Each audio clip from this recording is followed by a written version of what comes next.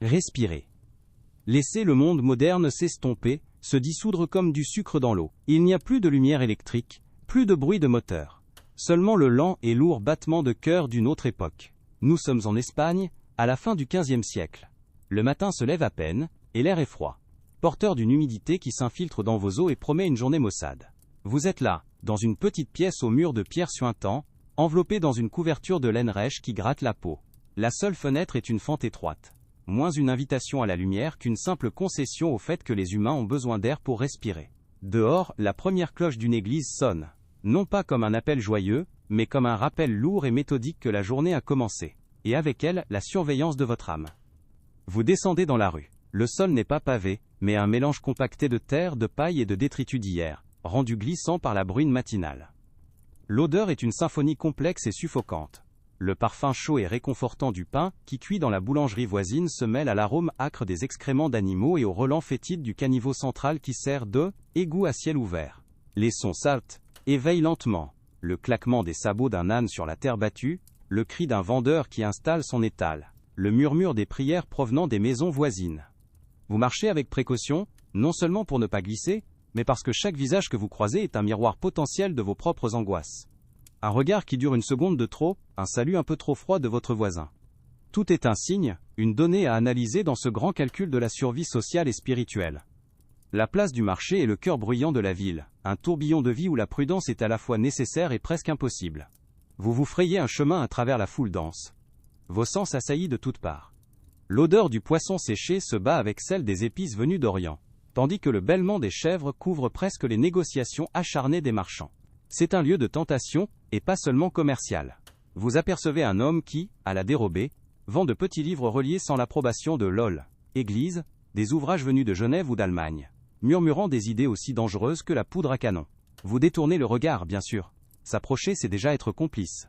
Regarder avec trop d'insistance, c'est déjà avouer une curiosité qui pourrait être consignée, notée, ajoutée à un dossier invisible qui, peut-être, existe déjà à votre nom.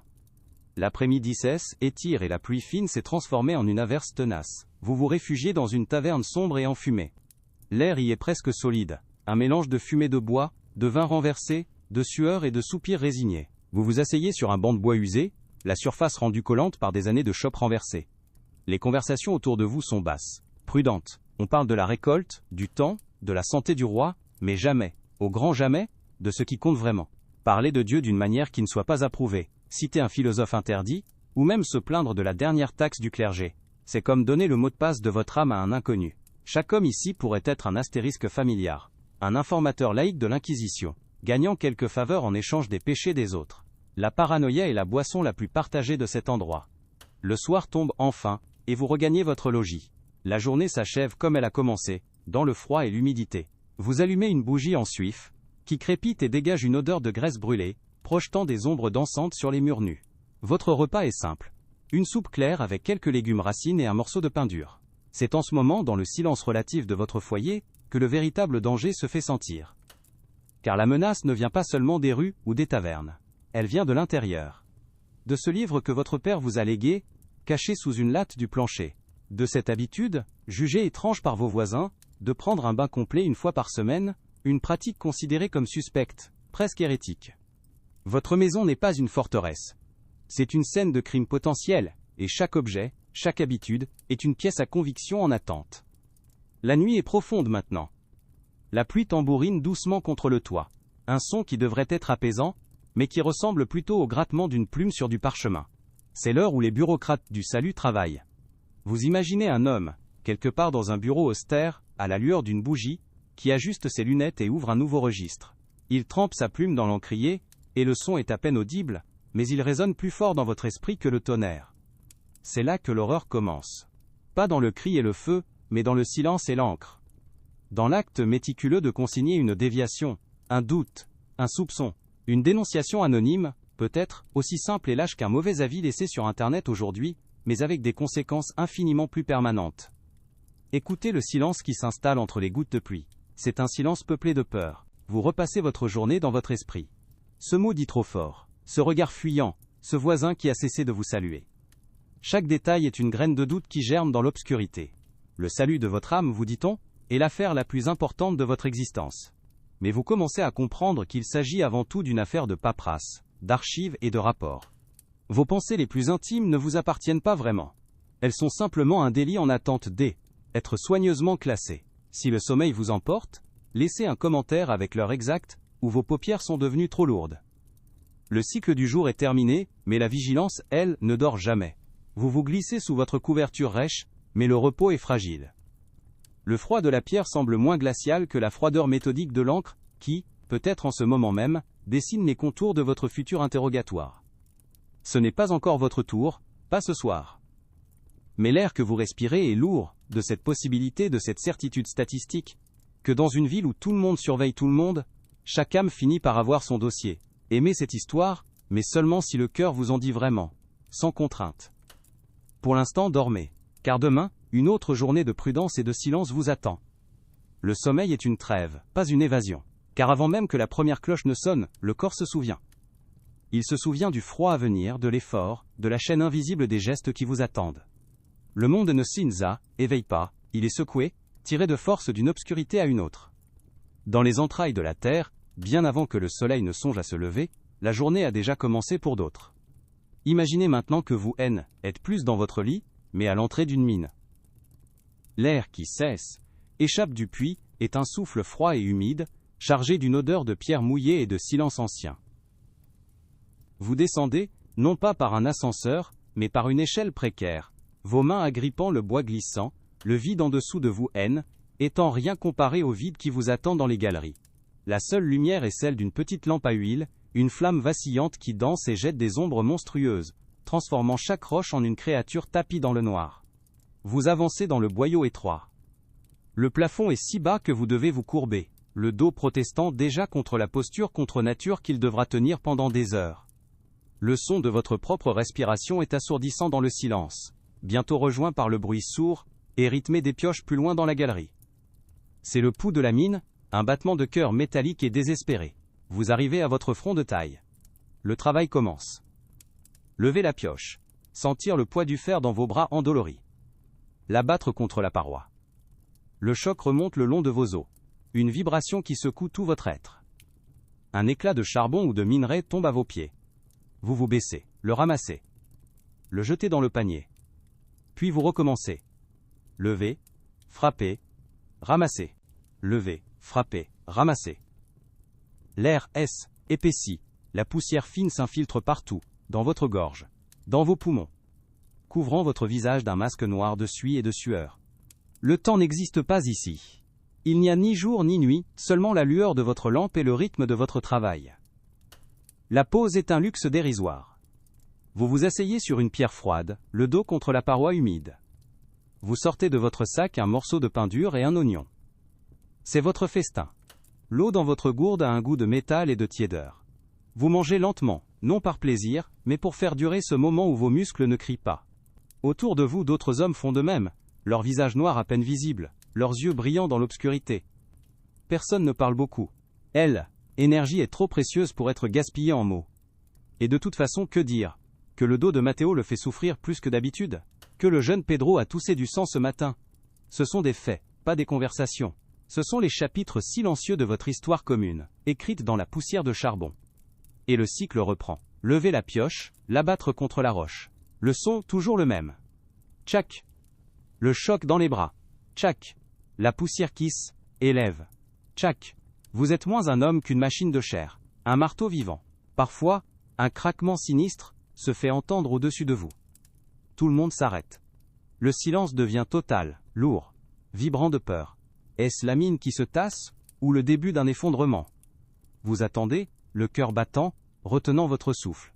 Puis, le silence persistant, quelqu'un, le plus courageux ou le plus résigné, lève à nouveau sa pioche. Tchac. Et le rythme reprend, la peur ravalée avec la salive et la poussière. Car la peur de mourir ici-bas est grande, mais la peur de la faim pour votre famille là-haut l'est encore plus. Chaque coup de pioche est une prière et une malédiction, un acte de survie qui vous tue à petit feu.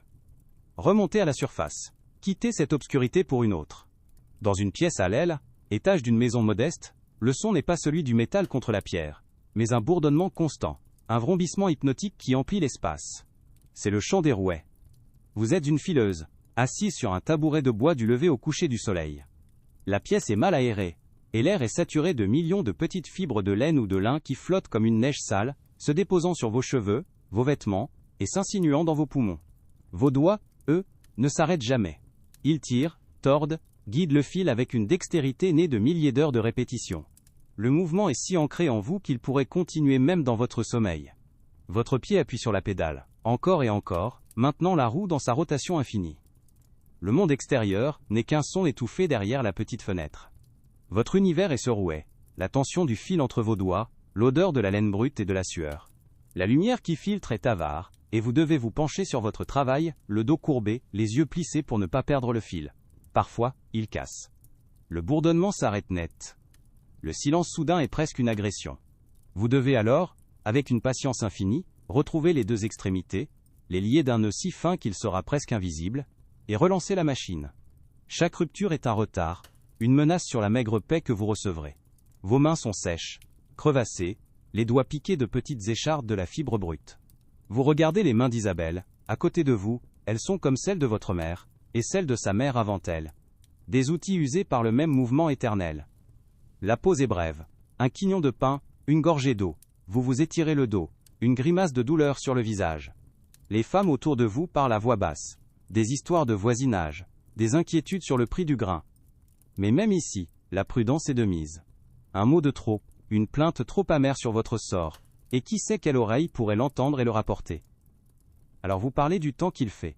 Vous parlez de choses sans importance. Le bourdonnement des rouets reprend, couvrant les murmures.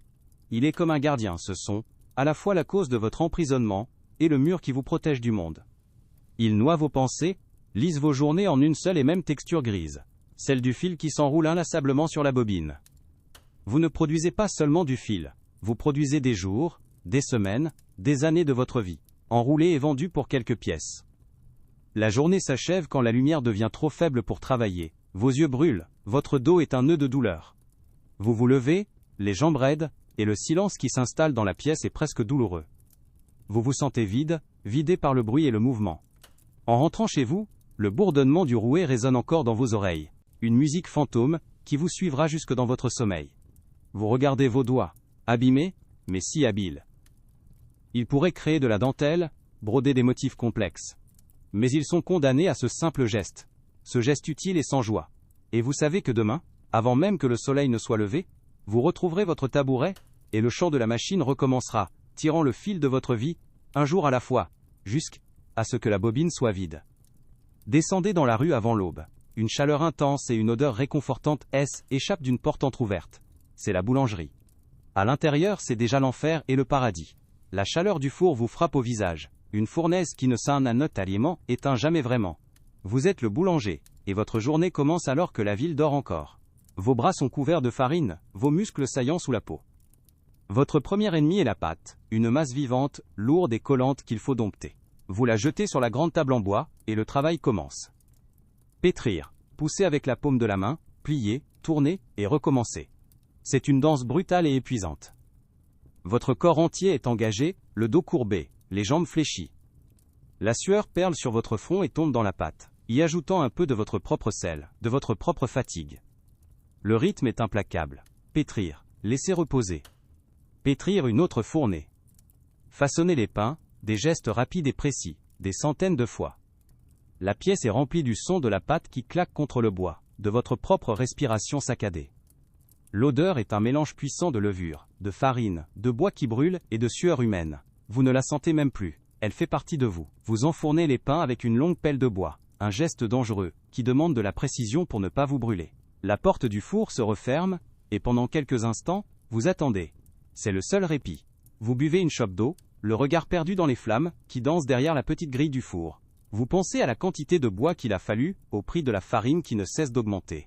Vous pensez à votre voisin, un autre boulanger, qui a été dénoncé pour avoir vendu du pain trop léger. La tentation est là, chaque jour. Ajoutez un peu plus d'eau, un peu moins de farine. Un péché de gourmandise pour le client, un péché de cupidité pour vous, et une note potentielle dans un registre.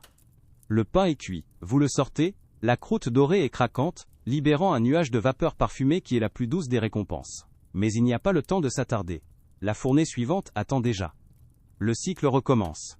Pétrir, façonner, Enfourner, sortir. Vos bras brûlent, votre dos vous crie d'arrêter. Votre repas est pris sur le pouce, un morceau du pain de la veille, mâché rapidement entre deux fournées, son goût familier mêlé à la farine qui flotte dans l'air. Vous voyez les premiers clients arriver, leur visage encore endormi s'illuminant à l'odeur du pain chaud. Ils ne voient pas votre fatigue, seulement le produit fini. Ils ne savent pas que chaque miche contient une parcelle de votre force, une goutte de votre sueur, une prière silencieuse pour que la journée se termine. À la fin de la journée, vous êtes couvert de farine, de suie et d'une fatigue si profonde qu'elle vous pèse comme un sac de grains. Vous nettoyez la boulangerie, préparez le levain pour le lendemain. Le cycle ne s'arrête jamais vraiment. Même en dormant, vous rêvez du poids de la pâte, de la chaleur du four. Vous êtes le créateur du réconfort quotidien de la ville, mais ce réconfort vous est refusé. Pour vous, le pain n'est plus une nourriture, c'est un labeur. Et demain, bien avant que le premier coq ne chante, vous serez à nouveau là, devant votre pétrin, prêt à recommencer votre danse épuisante avec cette masse vivante, pour que les autres puissent rompre leur pain quotidien, sans jamais penser à celui qui l'a pétri dans la nuit. Laissez la chaleur du four et dirigez-vous vers la côte, où l'air est vif et chargé de sel. La nuit est encore noire, mais le port s'agite déjà. Vous êtes un pêcheur. Le froid est mordant, l'humidité de la mer s'infiltre à travers vos vêtements de laine épaisse. Vos mains sont déjà gourdes, alors que vous préparez les filets sur le pont de votre petite barque. L'odeur est celle du poisson, du sel et du goudron, une odeur qui a imprégné votre peau, vos cheveux, votre âme. Vous poussez l'embarcation loin du quai, le son de vos rames dans l'eau étant le seul bruit qui brise le silence de l'aube naissante. La mer est une bête endormie, sombre et imprévisible. Chaque départ est un acte de foi, une prière silencieuse, pour que la bête reste calme et généreuse. Le travail est une lutte contre les éléments. Jeter le lourd filet à l'eau demande de la force et de la coordination. Puis vient l'attente, un moment de calme trompeur où vous dérivez sous les étoiles qui s'effacent. Le froid vous ronge. Vous mangez un bout de poisson séché, et buvez une rasade d'eau de vie qui brûle votre gorge, mais ne parvient pas à réchauffer vos membres. Puis vient le moment le plus dur, remonter le filet. C'est un effort herculéen. Vous tirez sur les cordes rêches et glacées, vos mains brûlées par le frottement, vos muscles bandés à se rompre, le dos courbé, les pieds calés contre le bord de la barque, vous tirez, centimètre par centimètre.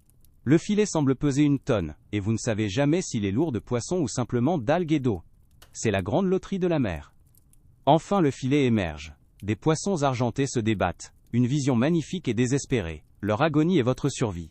Vous les videz dans le fond de la barque, l'odeur de leurs entrailles se mêlant à l'air salin. Et vous recommencez. Jetez le filet, attendre, tirer.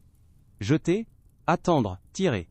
Le soleil se lève, immense et indifférent, peignant le ciel de couleurs que vous avez à peine le temps de remarquer. Parfois, un vieux pêcheur comme Louis regarde les nuages et marmonne une prédiction sur le temps. Il parle des signes, des courants, des vieilles superstitions que l'Église désapprouve. Croire au chant d'un certain oiseau comme un mauvais présage est une petite hérésie, un écart qui, s'il était rapporté, pourrait être noté. Alors on fait semblant de n'y voir qu'une habitude de vieux, mais tout le monde écoute. Le retour au port est presque aussi épuisant. Vous ramez contre le courant, la barque alourdie par la prise. Au quai, il faut décharger le poisson, le trier, le vendre aux marchands qui marchandent chaque pièce. Votre journée n'est pas finie. Il faut encore rincer la barque, réparer les trous dans les filets. Un travail minutieux qui demande des doigts agiles, mais que vous devez faire avec vos mains abîmées et enflées. Le soir, vous rentrez chez vous puant le poisson, vos muscles endoloris, le sel incrusté dans les rides de votre visage. Vous mangez une soupe de poisson, bien sûr. Vous ne vous en lasserez jamais vraiment, c'est le goût de votre vie. Et cette nuit-là, le roulis de la barque vous berce encore, même dans votre lit immobile. Vous ne rêvez pas de la mer, car vous ne l'avez jamais vraiment quittée. Revenez en ville, levez les yeux vers les toits. Une petite silhouette noire se détache sur le ciel gris. C'est un ramoneur, et bien souvent c'est un enfant. Imaginez que vous êtes cet enfant. Votre journée commence par le froid et la peur. On vous hisse jusqu'au toit, puis on vous fait entrer dans l'obscurité totale et suffocante d'une cheminée. L'espace est à peine assez large pour votre petit corps. Les murs sont recouverts d'une suie grasse et piquante. L'odeur est âcre, elle vous prend à la gorge. Votre travail est de grimper, en vous servant de vos genoux et de vos coudes comme appui, tout en grattant les parois avec votre petite brosse métallique. Le son est celui de vos propres grattements, de votre respiration haletante, et de la suie qui tombe en cascade autour de vous. C'est comme être enterré vivant, debout. Chaque montée est une épreuve. La suie s'infiltre dans vos yeux, votre bouche, vos narines. Vous la respirez, vous la goûtez. Vos genoux et vos coudes sont écorchés à vif par la brique rugueuse. Parfois, vous vous coincez. La panique vous saisit. Un frisson glacé dans le noir étouffant. Vous devez vous calmer, vous contorsionner pour vous libérer. La seule motivation est la petite parcelle de ciel visible tout en haut, une promesse de lumière et d'air. Vous grimpez vers elle comme une âme montant au paradis. Quand vous émergez enfin, vous êtes un petit monstre noir, clignant des yeux sous la lumière, le visage strié de larmes de suie. Vous toussez, une toux sèche et profonde qui vous secoue le corps, et vous crachez une salive noire. Le maître vous crie d'en bas de ne pas perdre de temps. Il y a d'autres cheminées qui attendent. La pause n'existe pas vraiment. Entre deux cheminées, vous vous asseyez sur un toit, rongeant un morceau de pain que votre maître vous a donné. Le pain a le goût de la suie qui couvre vos mains. Vous regardez la ville en dessous, les gens qui marchent dans les rues. Ils ne vous voient pas. Vous êtes invisible, une petite tache sale sur le paysage. Vous voyez d'autres enfants jouer, et une pointe de jalousie, si amère qu'elle en est douloureuse, vous serre le cœur. Mais ce sentiment est un luxe. Il faut redescendre, affronter la prochaine cheminée, le prochain tunnel de noirceur. Gratter, monter, tousser. Gratter, monter, tousser. C'est le rythme de votre enfance. Le soir on vous lave à peine, à l'eau froide. Mais la suie est incrustée dans votre peau, sous vos ongles. Elle fait partie de vous. La nuit vous dormez sur un tas de paille dans une arrière-salle. Et vous rêvez que vous tombez dans un puits sans fond. Votre toux vous réveille souvent. C'est une toux que tous les ramoneurs connaissent. Elle ne partira jamais. Les gens se signent parfois quand ils vous voient, comme si vous étiez une créature du diable, sortie des entrailles de leur maison. Ils oublient que c'est grâce à vous que leur foyer est chaud, et que leur cheminée ne prend pas feu. Vous êtes un mal nécessaire, une petite âme sacrifiée pour le confort des autres. Et vous continuez à grimper, chaque jour, vers cette petite ouverture de lumière, espérant simplement ne pas rester coincé dans l'obscurité pour toujours. Retournez dans la rue boueuse. Le son qui domine ici est le grincement des roues de charrette et le claquement d'un fouet. Vous êtes un charretier. Votre journée est une longue et lente procession. Assis sur votre banc exposé à tous les temps, vous guidez votre mule ou votre cheval à travers les rues encombrées de la ville ou sur les routes défoncées de la campagne. Le rythme est celui du pas de l'animal, un balancement monotone qui vous endort presque. Mais il faut rester vigilant. Évitez les nids de poules, négociez les passages étroits. Criez des avertissements aux piétons distraits. Votre voix devient rauque à force de crier sur votre bête et sur le monde en général. Cocotte, attention devant, c'est votre litanie quotidienne. Le froid, la pluie, le soleil brûlant. Vous recevez tout en plein visage. Votre corps est moulé par votre travail. Le dos est courbé en permanence, les mains sont calleuses et dures comme du cuir, à force de tenir les rênes. Le travail consiste à charger et décharger. Des sacs de grains, des tonneaux de vin, des pierres de construction. Chaque chargement est une bataille contre le poids et l'inertie. Vous utilisez des cordes, des poulies, et surtout la force de votre dos. Vous sentez vos vertèbres protester à chaque sac que vous soulevez. Le son est celui du bois qui craque, des objets lourds qui heurtent le plancher de la charrette, et de vos propres grognements d'effort. Votre repas est simple, du fromage, du pain, une saucisse sèche, mangée sur un coin de votre charrette, pendant que l'animal boit une auge. Les routes sont longues, et les arrêts dans les auberges sont les seuls moments de socialisation. Mais ce sont des lieux dangereux. Les conversations vont bon train, lubrifiées par le vin bon marché. On y entend des rumeurs, des blagues sur les prêtres, des plaintes sur les impôts. Vous apprenez à garder vos oreilles ouvertes et votre bouche fermée. Un mot rapporté, même déformé, peut vous envoyer devant un tribunal. Vous avez vu ce qui est arrivé à Ravier, un autre charretier, qui a répété une blague un peu trop posée sur un évêque. Il a disparu pendant des semaines. Quand il est revenu, il ne riait plus du tout. Alors vous écoutez, vous hochez la tête, et vous ne dites rien qui puisse être retenu contre vous. Votre silence est votre meilleure assurance. La journée se termine au crépuscule, quand vous ramenez enfin la charrette et l'animal à l'art, écurie. Vous êtes couvert de la poussière de la route ou de la boue des chemins. Vous vous occupez de votre bête avant de penser à vous, car elle est votre gagne-pain. Vous lui donnez de l'eau, du foin, vous brossez sa robe. Ce n'est qu'après que vous rentrez chez vous, le corps brisé par les chaos et l'effort. Vous vous affalez sur une chaise, et le monde semble encore tanguer légèrement, comme si vous étiez toujours sur la charrette. Et demain, la même route vous attend, le même chargement, le même grincement de roue, dans un cycle aussi immuable que la course du soleil. Enfin, entrez dans un atelier où la lumière est faible et où travaillent des femmes. Ce n'est pas la force brute qui est requise ici, mais l'endurance dans la répétition d'un geste délicat. Vous êtes une ouvrière, peut-être dans un atelier de confection de bougies ou de tissage de rubans. Vous êtes assis sur un banc inconfortable pendant 10-12 heures. Votre tâche est une minuscule partie d'un processus plus large. Trempez la mèche dans la cire chaude, encore et encore, pour que la bougie épaississe couche par couche. Ou passez la navette à travers les fils du métier à tisser. créant un motif simple qui se répète à l'infini. Le geste doit être précis, rapide, et surtout, il ne doit jamais changer. L'air est empli de l'odeur de la cire de suif, une odeur grasse et écœurante, ou de la poussière de la teinture. Le son est un murmure constant, le cliquetis des métiers à tisser, le léger bruit des mèches plongées dans la cire, et le bavardage à voix basse des femmes. C'est un monde à part, un monde de petits gestes et de grandes fatigues.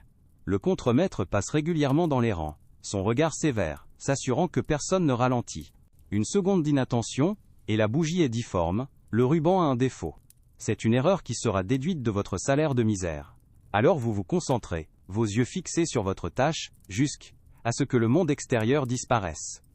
Votre corps souffre en silence. Votre cou est raide à force de rester penché.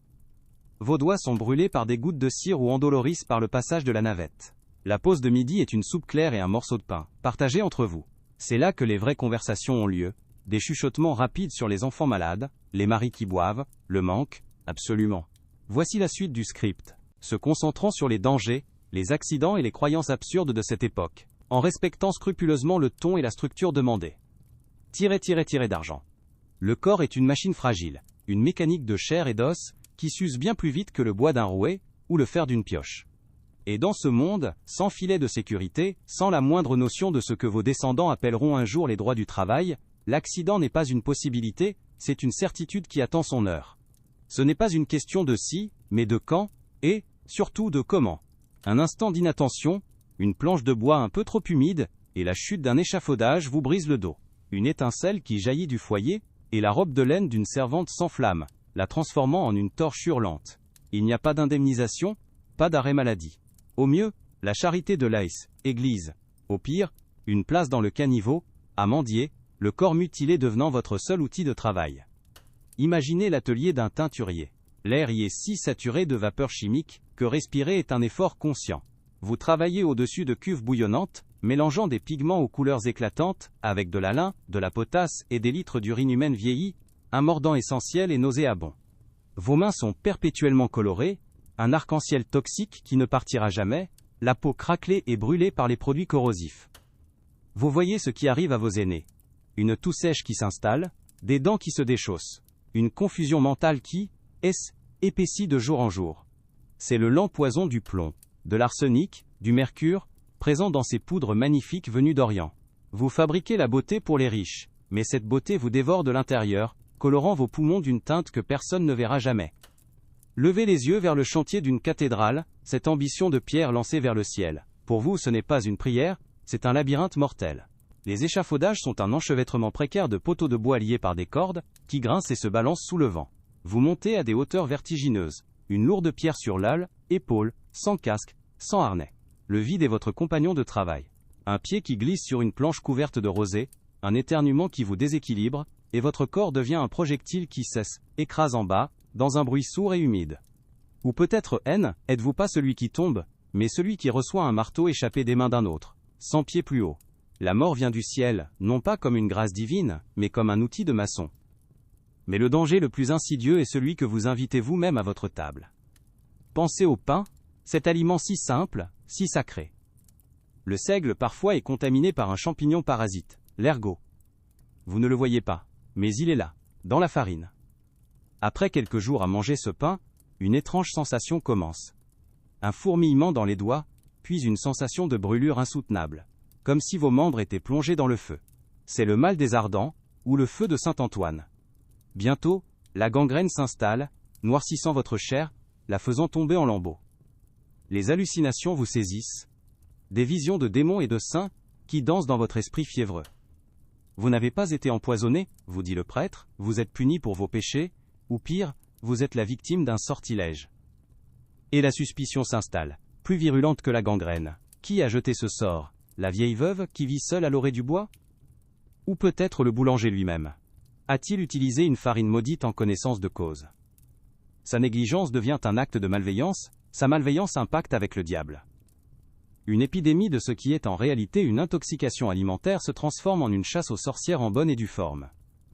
Des familles entières, tordues de douleur et de folie, se dénoncent les unes les autres dans leur délire. L'inquisiteur arrive. Non pas pour soigner les corps, mais pour purifier les âmes par le feu. À une époque où l'on s'inquiète du gluten, Il est bon de se rappeler qu'il fut un temps où le pain pouvait littéralement vous faire perdre la tête et les pieds. Le poison n'est pas seulement dans le pain des pauvres, il est aussi dans le vin des riches. Pour adoucir un vin qui a tourné, certains vignerons peu scrupuleux y ajoutent du sucre de plomb. Le breuvage devient doux, agréable au palais, mais chaque gorgée est un pas de plus vers une agonie lente. Les coliques vous tordent les entrailles, une pâleur de mort s'installe sur votre visage, et une lente folie s'empare de votre esprit. C'est la colique du Poitou. Le scribe qui consigne les dénonciations dans son registre, le soir, se verse peut-être une coupe de ce vin, sans savoir que le plomb qui le tue lentement est le même que celui qui compose ses encres. L'ironie est totale, l'instrument même de l'enregistrement du péché est une source de décrépitude physique, une damnation bureaucratique et chimique à la fois. Descendez près de la rivière, là où l'odeur vous prend à la gorge. C'est le quartier des tanneurs, une véritable cour des miracles de la chimie médiévale. Pour traiter les peaux, on les laisse tremper pendant des semaines dans d'immenses cuves remplies d'un mélange d'eau, de chaux vive et d'excréments de chiens ou de pigeons, dont l'acidité est très prisée. L'air est irrespirable, le sol est une boue perpétuelle de déchets organiques. Imaginez le jeune Thomas, apprenti de 12 ans, qui glisse sur une planche pourrie et tombe dans une de ces cuves. Il n'y a pas de cri. Juste un bruit mou. La chaux vive et l'ammoniac le brûlent instantanément. Personne ne peut plonger pour le récupérer. On attendra simplement que le processus chimique fasse son œuvre. Quelques jours plus tard, on repêchera un squelette d'une propreté impeccable. Le maître tanneur se plaindra surtout d'avoir perdu une bonne cuvée de lisier. Car la tromperie est une forme de survie ou de profit. Votre pain quotidien n'est peut-être pas empoisonné par un champignon, mais il est presque certainement amélioré. Le boulanger, pour économiser sur la précieuse farine, y mélange de la sciure de bois, de la poudre de haricots, parfois même de la craie ou du plâtre, pour le rendre plus blanc et plus lourd. Vous achetez du pain au poids, et vous payez donc pour de la pierre. C'est un petit miracle quotidien, que personne ne meurt d'occlusion intestinale en mangeant sa tartine. Le lait est coupé à l'eau bien sûr, mais on y ajoute parfois de la cervelle de veau broyée, pour lui redonner de l'eau, épaisseur, et une couleur crémeuse. Chaque gorgée est une surprise potentielle. La bière, boisson du peuple, n'est pas en reste. Le brasseur, pour créer une belle mousse persistante, une tête qui impressionne le client, n'hésite pas à y ajouter des substances pour le moins créatives. Un peu de sulfate de fer par exemple, ou, pour lui donner plus de piquant, quelques graines de strychnine. La viande quant à elle est un véritable champ de mine. Les bouchers sont passés maîtres dans l'art de déguiser la charogne. Une viande verdâtre est frottée avec du sang de bœuf, pour lui redonner une couleur vive. L'odeur de la putréfaction est masquée par une généreuse couche d'épices fortes, comme le clou de girofle ou le poivre. Vous pensez manger un ragoût exotique, mais vous dînez en réalité un cadavre en sursis. Le marketing olfactif n'a rien d'une invention moderne. Face à ce monde qui cherche à vous dissoudre, vous empoisonner ou vous écraser, la médecine officielle est souvent un danger supplémentaire. Si vous tombez malade, le médecin, s'il daigne se déplacer, diagnostiquera un déséquilibre de vos 4 humeurs. La solution est presque toujours la même. La saignée. Vous avez de la fièvre? On vous saigne pour évacuer l'excès de bile jaune. Vous êtes mélancolique? On vous saigne pour réduire la bile noire. Vous avez perdu un bras dans un accident? On vous saigne pour éviter que le choc ne perturbe vos humeurs. On vous affaiblit, on vous vide de vos forces, au moment même où votre corps en a le plus besoin. Si le médecin est audacieux, il tentera peut-être une trépanation pour un mal de tête persistant, perçant un trou dans votre crâne pour laisser échapper les mauvais esprits. Si vous n'avez pas les moyens de vous offrir un médecin, vous vous tournez vers la guérisseuse du village ou le charlatan de passage. Leurs remèdes sont un poème absurde. Pour soigner une plaie, on vous conseillera d'y appliquer une cataplasme de bouse de vache fraîche. Pour la toux, un sirop à base de limace bouillie. Contre la peste, la panacée et la thériaque, une concoction contenant plus de 60 ingrédients, dont de la chair de vipère, de l'opium et de la poudre de momie égyptienne. Chaque remède est une aventure, un pari contre la mort, où la maladie elle-même a souvent de meilleures chances de vous laisser en vie. Et n'oubliez jamais de réciter la bonne prière en appliquant le remède, car son efficacité en dépend. Et c'est là que la frontière devient dangereusement mince. Cette prière, est-ce une supplique à un saint ou une incantation apprise de votre grand-mère? Ce cataplasme, est-ce un remède de bonne femme ou un ingrédient de sabbat? La sage-femme, qui connaît les herbes pour soulager les douleurs de l'enfantement, et celle qui pratique des avortements secrets sont souvent la même personne. Son savoir, qui sauve des vies, peut être réinterprété à tout moment comme une preuve de sorcellerie. Un voisin jaloux, un client mécontent, et voilà que vos remèdes deviennent des maléfices, vos connaissances des pactes diaboliques. Le simple fait de survivre à une maladie que d'autres n'ont pas vaincue, peut être considéré comme suspect. La santé elle-même peut devenir une preuve à charge. Ainsi vous naviguez dans une existence où le monde matériel est un piège constant, et le monde spirituel une toile d'araignée. Chaque geste de votre quotidien, du pain que vous mangez au travail que vous accomplissez, est chargé d'un danger immédiat et tangible. Et chaque tentative pour vous protéger de ces dangers, que ce soit par la prudence ou par un remède de fortune, vous expose à l'accusation, à la dénonciation, à cette autre machine, administrative et implacable, qui broie les âmes avec la même indifférence qu'un moulin broie le grain. Entre un accident de travail, un dîner empoisonné, et un remède mortel, le plus grand talent N, était pas de vivre bien, mais de survivre tout court. Absolument. Voici la suite du script, se concentrant sur les dangers, les accidents et les croyances absurdes de cette époque, en respectant scrupuleusement le ton et la structure demandée. Le corps est une machine fragile, une mécanique de chair et d'os qui s'use bien plus vite que le bois d'un rouet ou le fer d'une pioche. Et dans ce monde sans filet de sécurité, sans la moindre notion de ce que vos descendants appelleront un jour les droits du travail, l'accident n'est pas une possibilité, c'est une certitude qui attend son heure. Ce n'est pas une question de si, pas l'abri, mais de quand, et, surtout, de comment. Un instant d'inattention, une planche de bois un peu trop humide, et la chute d'un échafaudage vous brise le dos. Une étincelle qui jaillit du foyer, et la robe de laine d'une servante s'enflamme, la transformant en une torche hurlante. Il n'y a pas d'indemnisation, pas d'arrêt maladie. Au mieux, la charité de l'aile, église. Au pire, une place dans le caniveau, à mendier, le corps mutilé devenant votre seul outil de travail. Imaginez l'atelier d'un teinturier. L'air y est si saturé de vapeurs chimiques que respirer est un effort conscient. Vous travaillez au-dessus de cuves bouillonnantes, mélangeant des pigments aux couleurs éclatantes avec de l'alun, de la potasse et des litres d'urine humaine vieillie. Un mordant essentiel et nauséabond. Vos mains sont perpétuellement colorées, un arc-en-ciel toxique qui ne partira jamais, la peau craquelée et brûlée par les produits corrosifs. Vous voyez ce qui arrive à vos aînés. Une toux sèche qui s'installe, des dents qui se déchaussent, une confusion mentale qui épaissit de jour en jour. C'est le lent poison du plomb, de l'arsenic, du mercure, présent dans ces poudres magnifiques venues d'Orient. Vous fabriquez la beauté pour les riches, mais cette beauté vous dévore de l'intérieur, colorant vos poumons d'une teinte que personne ne verra jamais. Levez les yeux vers le chantier d'une cathédrale, cette ambition de pierre lancée vers le ciel. Pour vous ce n'est pas une prière, c'est un labyrinthe mortel. Les échafaudages sont un enchevêtrement précaire de poteaux de bois, liés par des cordes, qui grincent et se balancent sous le vent. Vous montez à des hauteurs vertigineuses, une lourde pierre sur elle, épaules, sans casque, sans harnais. Le vide est votre compagnon de travail. Un pied qui glisse sur une planche couverte de rosée, un éternuement qui vous déséquilibre, et votre corps devient un projectile qui, écrase en bas, dans un bruit sourd et humide. Ou peut-être, êtes-vous pas celui qui tombe, mais celui qui reçoit un marteau échappé des mains d'un autre, 100 pieds plus haut. La mort vient du ciel, non pas comme une grâce divine, mais comme un outil de maçon. Mais le danger le plus insidieux est celui que vous invitez vous-même à votre table. Pensez au pain, cet aliment si simple, si sacré. Le seigle, parfois, est contaminé par un champignon parasite, l'ergot. Vous ne le voyez pas, mais il est là, dans la farine. Après quelques jours à manger ce pain, une étrange sensation commence. Un fourmillement dans les doigts, puis, une sensation de brûlure insoutenable. Comme si vos membres étaient plongés dans le feu. C'est le mal des ardents, ou le feu de Saint-Antoine. Bientôt la gangrène s'installe, noircissant votre chair, la faisant tomber en lambeaux. Les hallucinations vous saisissent, des visions de démons et de saints qui dansent dans votre esprit fiévreux. Vous n'avez pas été empoisonné, vous dit le prêtre, vous êtes puni pour vos péchés, ou pire, vous êtes la victime d'un sortilège. Et la suspicion s'installe, plus virulente que la gangrène. Qui a jeté ce sort? La vieille veuve qui vit seule à l'orée du bois? Ou peut-être le boulanger lui-même, a-t-il utilisé une farine maudite en connaissance de cause? Sa négligence devient un acte de malveillance, sa malveillance un pacte avec le diable. Une épidémie de ce qui est en réalité une intoxication alimentaire, se transforme en une chasse aux sorcières en bonne et due forme. Des familles entières, tordues de douleur et de folie, se dénoncent les unes les autres dans leur délire.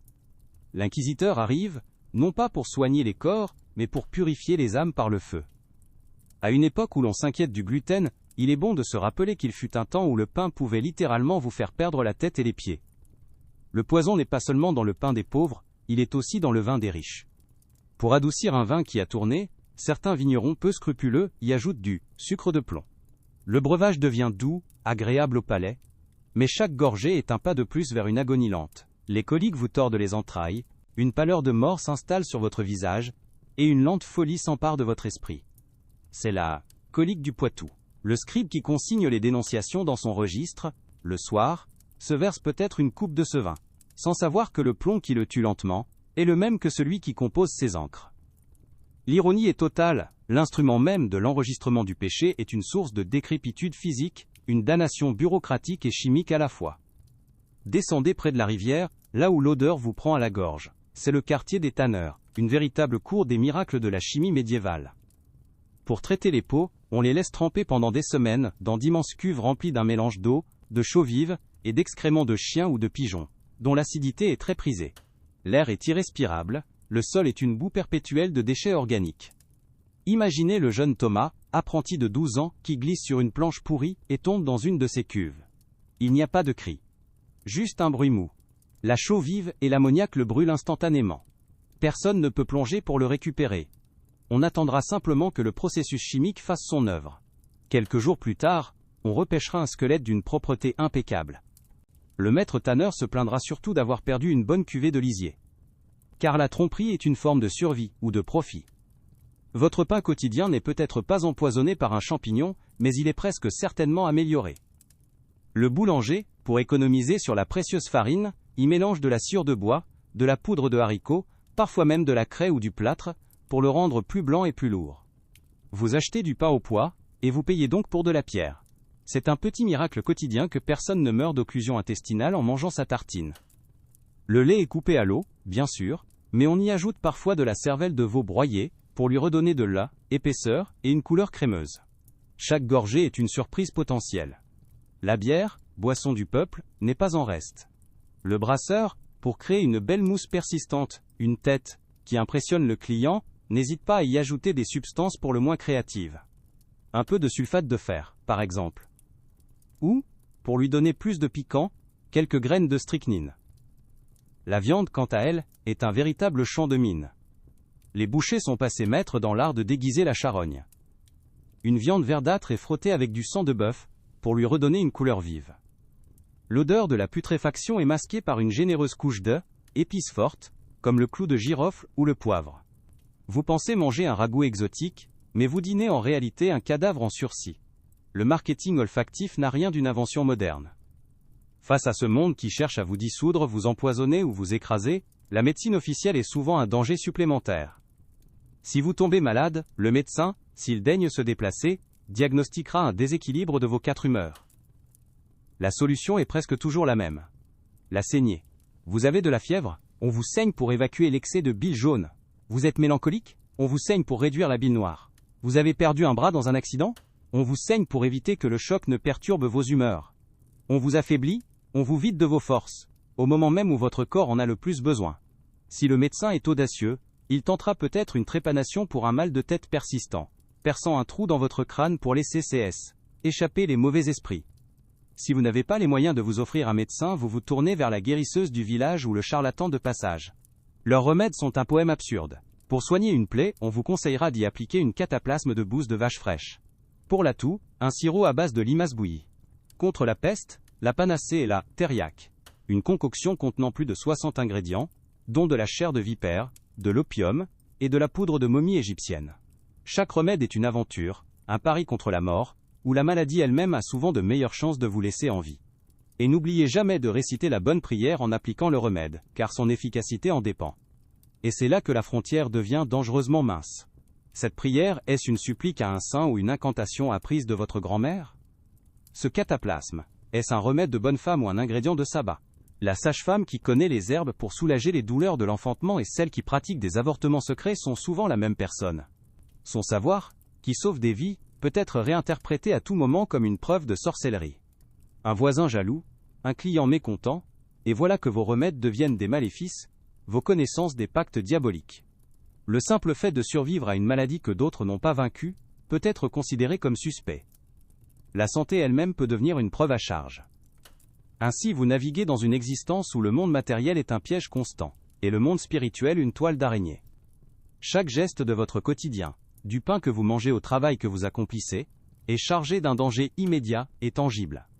Et chaque tentative pour vous protéger de ces dangers, que ce soit par la prudence ou par un remède de fortune, vous expose à l'accusation, à la dénonciation, à cette autre machine, administrative et implacable, qui broie les âmes avec la même indifférence qu'un moulin broie le grain. Entre un accident de travail, Un dîner empoisonné, et un remède mortel, le plus grand talent n'était pas de vivre bien, mais de survivre tout court. Le mal n'est pas seulement une force extérieure, un accident ou un poison. Il vient aussi de l'intérieur, de votre propre sang, de l'air que vous respirez.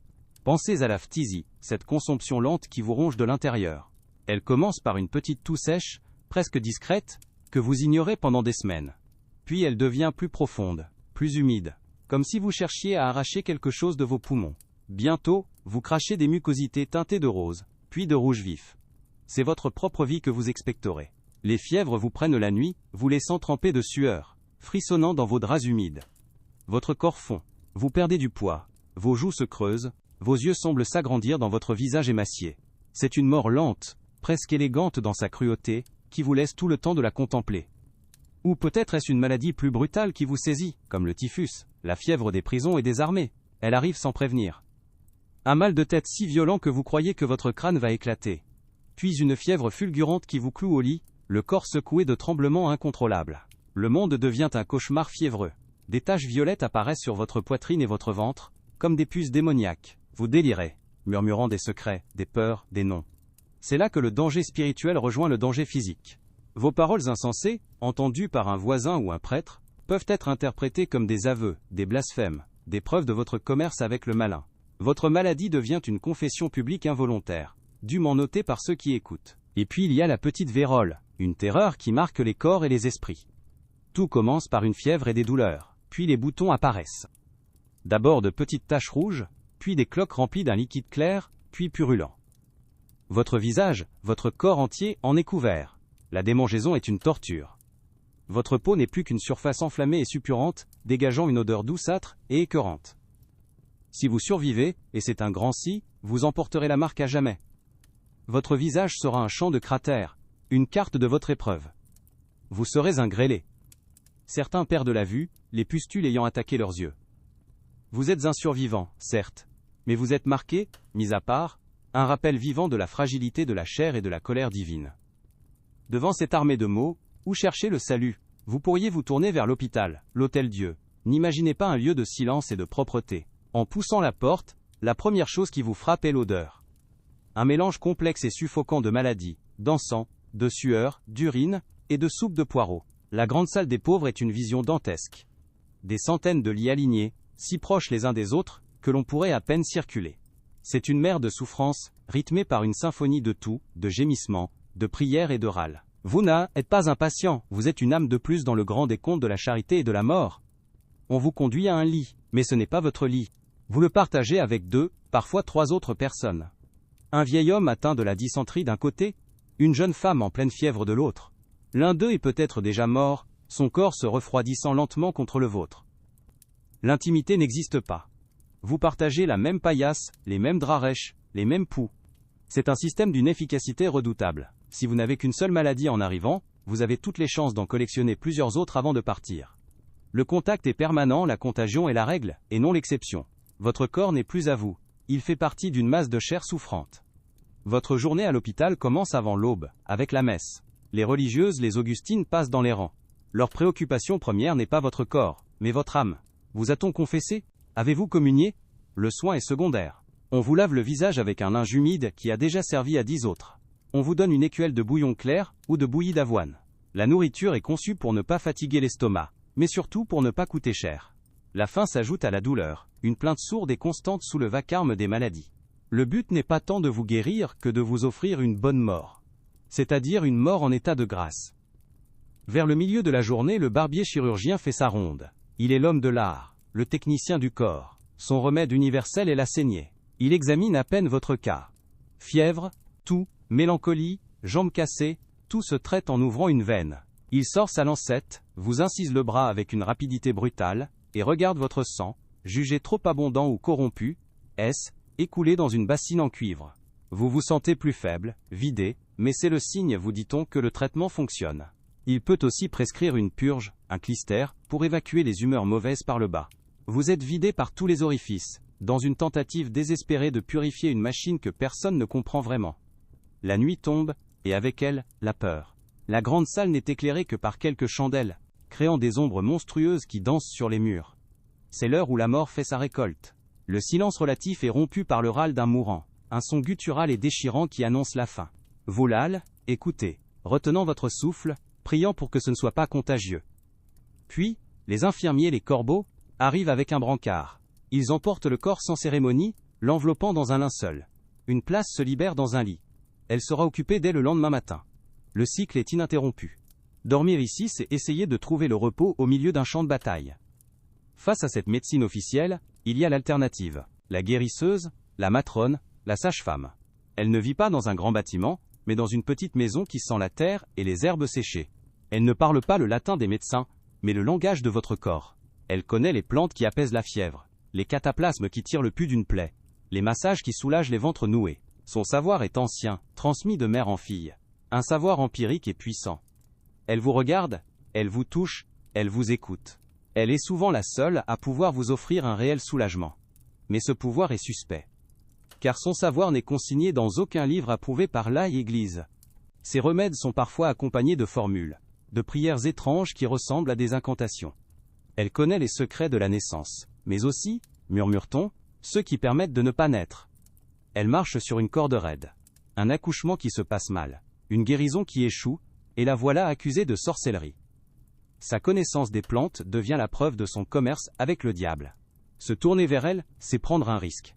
Le risque d'être guéri, mais aussi celui d'être associé à son savoir interdit, et de voir votre nom ajouté, à côté du sien, dans un tout autre type de registre. Et quand tous les remèdes, officiels ou non, ont échoué, il reste la dernière demeure. Le cimetière. Oubliez les tombes individuelles et les pelouses bien entretenues. Le cimetière de la ville, comme celui des Innocents à Paris, est un terrain surexploité, un sol gorgé de cadavres. On vous enterre dans la fosse commune, une immense tranchée, où l'on entasse les corps les uns sur les autres, séparés par de fines couches de chaux et de terre. Votre corps nu ou enveloppé dans un simple linceul, est jeté avec des dizaines d'autres. Il n'y a pas de nom, pas de stèle. Vous disparaissez dans l'anonymat de la terre. Votre existence se termine non pas par un point final, mais par une dissolution dans la masse. La seule trace qui reste de vous est peut-être une ligne dans le registre paroissial. Un nom à côté d'une date, la dernière et ultime pièce de votre dossier bureaucratique terrestre. Absolument. Voici le bloc de texte demandé, rédigé dans le respect scrupuleux de toutes les instructions. Le monde social est une forêt dense, régie par des lois non écrites, une toile d'araignée de coutumes et de peurs impalpables. Vous apprenez à naviguer dans cet écosystème non pas par la logique, mais par l'instinct de survie. Renverser le sel à table n'est pas un simple accident. C'est une invitation au diable, que vous devez conjurer en jetant une pincée par-dessus votre épaule gauche. Entendre un corbeau croasser 3 fois au-dessus de votre toit n'est pas un son anodin, c'est un présage de mort. Vous portez sur vous une petite amulette, une dent de loup, ou une médaille de Saint-Christophe, non pas par simple dévotion, mais comme une assurance spirituelle. Un petit bouclier invisible, contre le mauvais œil de votre voisin, dont la vache a donné moins de lait que la vôtre. Chaque geste est un rituel, chaque rencontre un test. Saluer un prêtre, sans baisser les yeux, est un signe d'orgueil. Ne pas le saluer est un signe de mépris. Il n'y a pas de terrain neutre, seulement des sables mouvants de l'interprétation. Assister à un mariage. Ce n'est pas la célébration de l'amour, mais la mise en scène publique d'un contrat social et d'une transaction économique. Vous êtes serré dans l'âle, église glaciale, l'odeur de l'encens luttant contre celle des corps non lavés et de la naphtaline des vêtements de fête. La mariée, le visage blême sous une couche de poudre de riz, a l'air moins heureuse que terrifiée. Son regard ne croise pas celui de son époux, mais se perd dans le vide, calculant déjà la pression écrasante de devoir produire un héritier mâle avant la prochaine récolte. Pendant le banquet, le vin coule à flot, déliant les langues. On observe. On commente.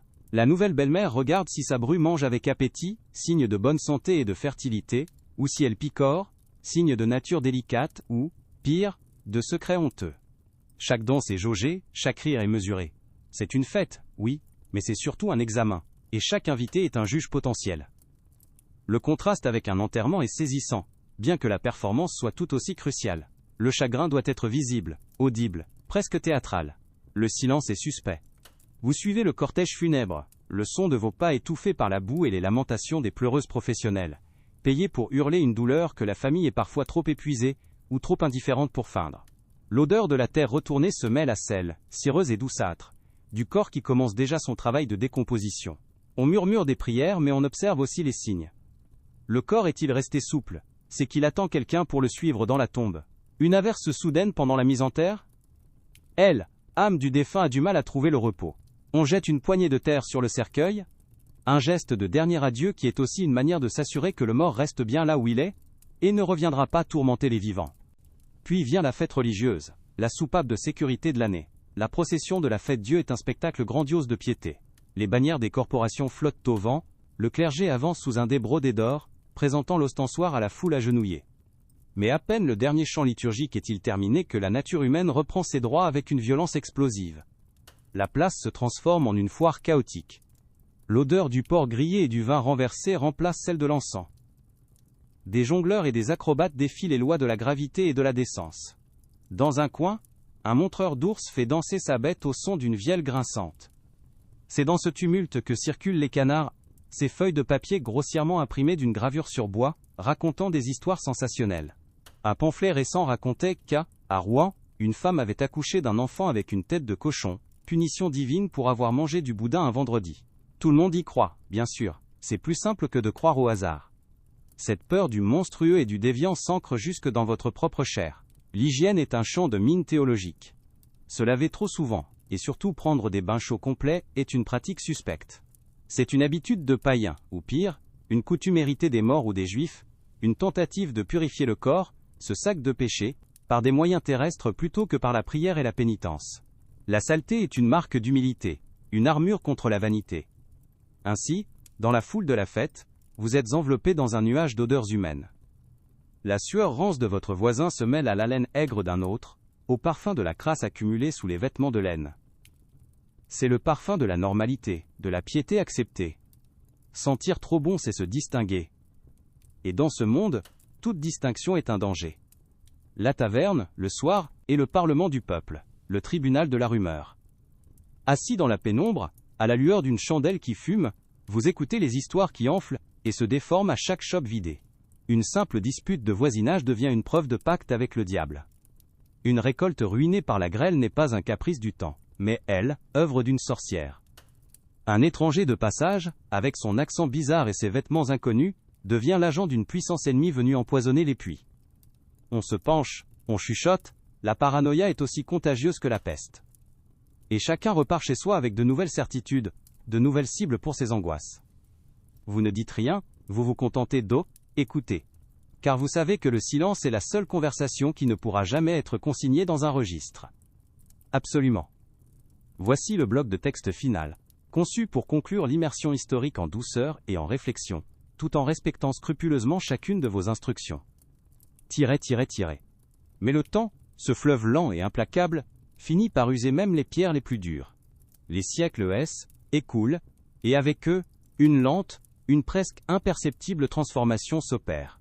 Ce n'est pas une révolution brutale, pas un grand soir de renversement, mais plutôt une aube qui étire sur des générations. La peur ne évapore pas, mais elle change de visage. De nouvelles idées, transportées par ces mêmes livres autrefois interdits, se répandent comme des graines dans le vent. La raison, cette petite flamme vacillante longtemps abritée dans les monastères et les universités, commence à jeter sa lumière au dehors. On commence à se demander si la grêle est vraiment l'aile, œuvre d'une sorcière, ou simplement une affaire de nuages et de température. On commence à penser que la maladie n'est peut-être pas une punition divine, mais une chose qui peut être comprise, étudiée, et peut-être, un jour, vaincue. Si aujourd'hui vous achetez une baguette sans craindre qu'elle ne contienne de la sciure de bois ou de la craie, c'est parce que le souvenir de ces estomacs tordus et de ces enfants malades a fini par se graver dans la loi. Des guildes ont imposé des règles, puis des villes, puis des royaumes. Des inspecteurs, ancêtres zélés de nos agences de sécurité alimentaire, ont commencé à peser le pain, à sentir la viande, à goûter le vin, non plus pour juger de la pureté de l'âme du vendeur, mais de la qualité de sa marchandise. Chaque réglementation sur l'hygiène, chaque loi sur la composition des aliments est un monument silencieux, érigé à la mémoire de ceux qui ont été trompés, empoisonnés, et dont les souffrances anonymes ont nourri l'exigence collective d'une chose aussi simple et révolutionnaire que la confiance. Manger sans peur est un luxe bâti sur une montagne de méfiance passée. Si aujourd'hui vous entrez dans une usine ou montez sur un échafaudage, et que vous voyez des garde-corps, des casques, des normes de ventilation, sachez que chacun de ces dispositifs est une épitaphe. C'est l'héritage de l'enfant ramoneur coincé dans l'obscurité, du mineur écrasé par la roche, du teinturier, dont les poumons ont été colorés de l'intérieur. Le corps de l'ouvrier a cessé d'être simplement un outil de chair.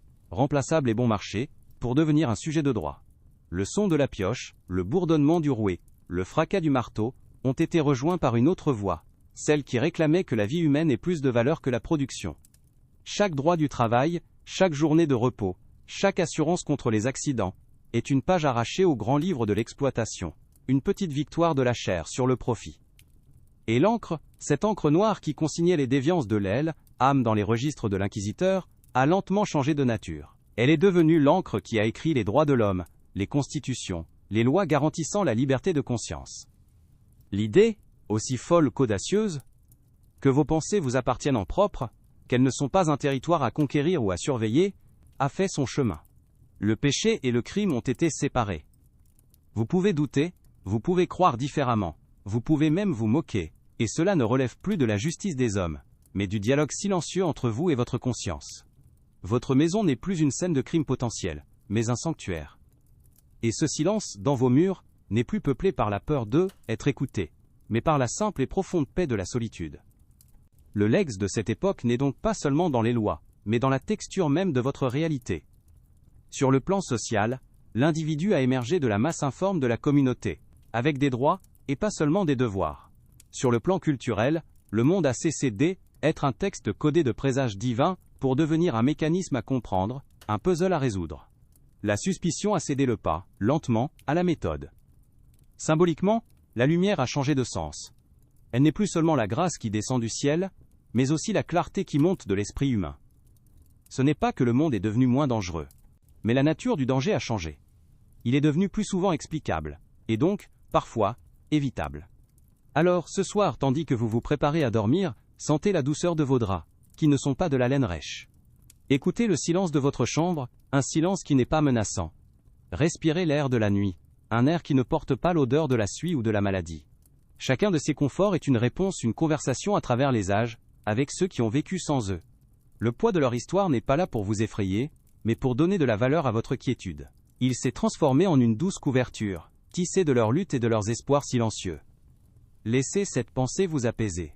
Laissez la distance du temps vous envelopper. Et maintenant dormez.